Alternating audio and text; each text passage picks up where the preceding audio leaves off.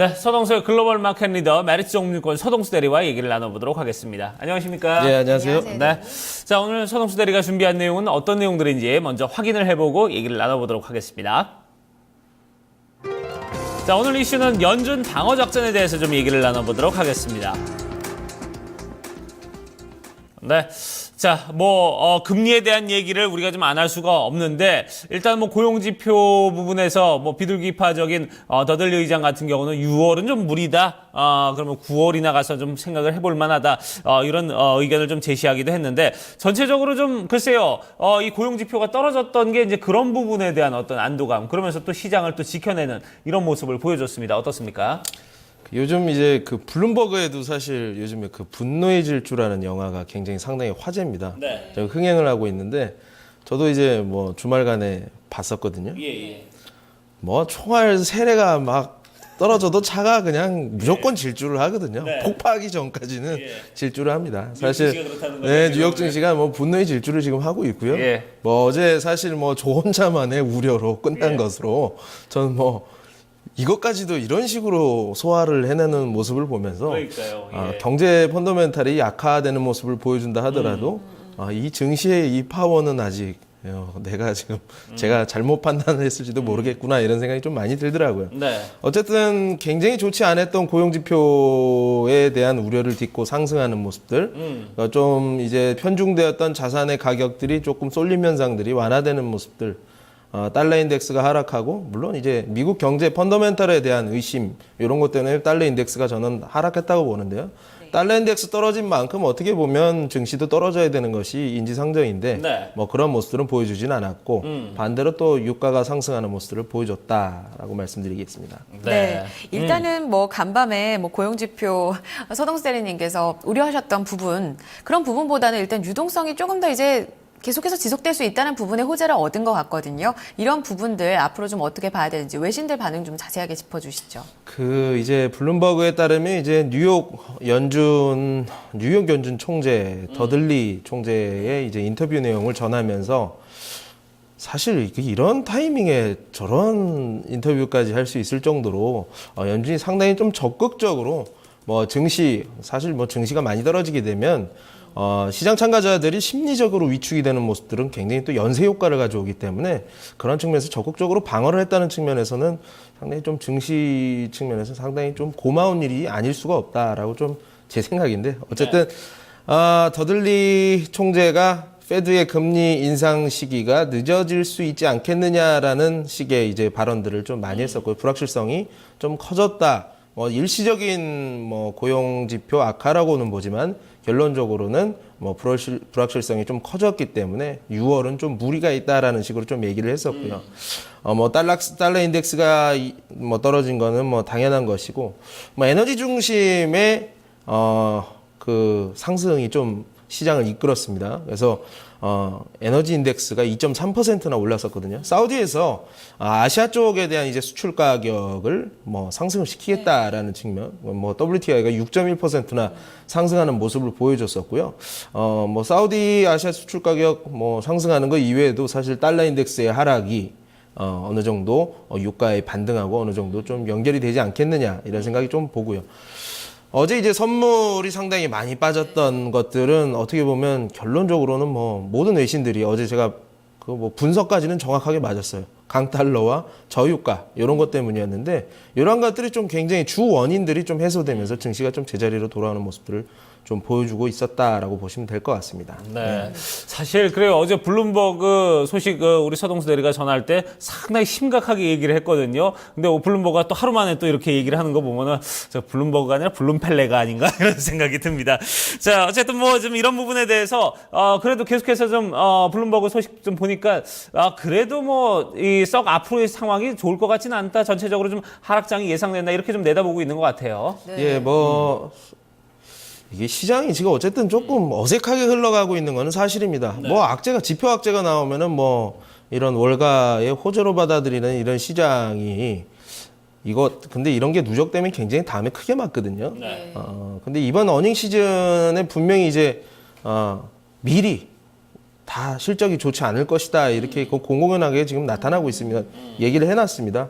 뭐 S&P 500 지수의 기업들의 이익이 4% 초반의 하락을 예상을 했었는데 이제는 뭐 5% 후반까지 5.8% 정도 하락하지 않겠느냐. 그래서 미리 매를 먼저 이렇게 맞는 모습들 우리 안 좋습니다. 미리 말해놓고요. 뭐 이렇게 돼서 사실 진짜로 이제 또 국내 증시에서도 많이 보여줬었는데 이런 것들이 악재가 나오거든요. 악재가 소멸되면서 또 올라가는 모습들을 많이 보여주기도 합니다. 어쨌든 이러한 것들. 그리고 미국 증시에 따라서 또 이머징 통화들. 그러니까 결론적으로는 전 세계 증시가 약간 좀 평화 모드로 다시 또 돌아서고 있다. 어떻게 보면 이제 안전자산 선호 현상이 조금 퇴색을 하면서 이머징 쪽으로도 자금이 또 흘러가면서 또 이머징 통화들도 전체적으로 좀 올라가는 모습들, 뭐 원달러에서도 충분히 확인을 했을 수 있었던 것 같습니다. 네, 이제 달러 약세 조금 더 지속이 될 전망이 힘이 실리고 있는데 말씀해 주셨다시피 이번 주에 가장 큰 걱정이 됐었던 이런 어닝 시즌에 대한 우려감도 이미 기대치가 너무 낮아져 있기 때문에 이 부분에서도 크게 흔들리진 않을 것이다라는 얘기도 해주셨거든요. 앞으로 좀 시장 파급력을 어떻게 볼까요? 강력한 시장 복원력을 확인을 한 것에 대해서는 다시 재매수 관점에서 들어서야 된다는 것은 저도 인정을 합니다. 인정을 하고요. 그렇지만 아무것도 해소된 바는 없다라는 게 제 생각입니다. 그래서 좀 단기 트레이딩 관점에서 시장을 접근을 하는 것이 맞지 않겠느냐라는 게 제 생각입니다. 그 어닝이 실질적으로 나오게 돼서 실질적으로 기업들의 실적들이 굉장히 좋지 않게 나왔을 경우에는 그 전에 묻어뒀던 이거 보십시오. 고용이 이렇게 미비했던 것들이 기업들의 실적 때문에 그렇습니다라는 식으로 해서 이제 다우존스도 크게 어떻게 보면 조정의 빌미가 될 수도 있다라는 것을 우리가 항상 전제를 해놓고 시장에 접근하는 것이 맞다라고 보시면 될 것 같고요. 뭐 유가의 상승 흐름 정도는 우리가 한번 여기서 기대를 해볼 만하다라고 정리를 해드리겠습니다. 네. 자, 유가 상승 흐름에 좀 주목을 해보자 이런 부분에 대해서 언급을 해주셨고요. 일단 시장에 대해서는 단기적으로 접근을 하자 이런 매수 관점을 일단 보여주셨습니다. 자, 이렇게 첫 번째 이슈 좀 얘기를 나눠봤고요. 다음 이슈로 또 넘어가 보도록 하죠. 네, 달러 조정에 대한 이야기 두 번째 이슈로 점검해 보겠습니다. 네, 미국의 펀더멘털과 더불어서 가장 큰 좀 주목해 볼 요인이 바로 달러 흐름이 아닐까 싶습니다. 이번에 이제 간밤에는 달러와 다시 약세 흐름을 보였습니다. 이런 부분들 앞으로의 전망 같이 한번 체크가 좀 필요할 것 같은데요. 어떻게 보고 계신가요? 이제 달러 랠리가 어느 정도는 이제 마무리되지 않겠느냐라는 식의 이제 그 언론 보도들이 상당히 좀 집중이 되고 있는 상황입니다. 네. 아무래도 미국의 펀더멘탈이 좀 좋지 못하다라는 것이 고용지표에서 확인이 됐기 때문에 아무래도 달러의 강세, 그러니까 금리 인상 시기가 뒤로 밀렸다는 측면에서는 달러의 조정 시기가 좀 더 길어질 수 있다는 측면입니다. 네.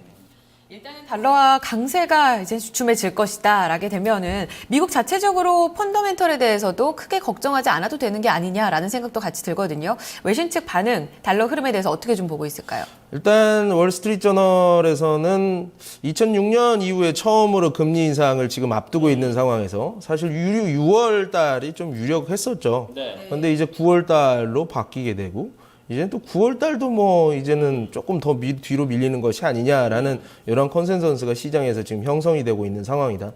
미국 경제가 지금 전혀 뭐 펀더멘탈이 생각보다 충분치 않다. 뭐 지난 4분기 GDP 그로스가 5% 이상으로 나왔던 미국 경제라고는 믿을 수 없을 정도로 고용 지표가 꺾이는 모습들을 보여줬기 때문에 이러한 금리 인상 시기가 뒤로 밀리면서 달러 랠리는 이미 지나갔다. 그리고 사실 많이 올랐습니다. 뭐 유로화 대비해서는 달러화가 1분기에만 12.7%를 올리면서 최대 분기, 역사상 최대 분기 상승률을 보여줬었거든요. 그래서 이런 것들이 조금 달러 강세가 완화가 된다. 어떻게 균형을 찾는 겁니다. 기업들이 다시 달러 약세로 인해서 미국 기업들이 다시 또 기업 실적을 좀 회복하는 모습들도 좀 볼 수가 있을 것 같고요. 타국에서는 달러 이외의 통화를 가진 쪽에 강세가 일어난다. 그럼 말로 원화가 강세가 된다고 하면 우리가 원화로 살 수 있는 원유의 양이 더 많아질 수 있지 않겠습니까? 어떻게 보면 이런 것들로 원유 수요를 자극하는 것으로도 좀 해석을 할 수가 있을 것 같습니다. 네. 자, 전체적으로 이제 펀더멘탈이 뭐 그렇게 단단해 보이지는 않는다.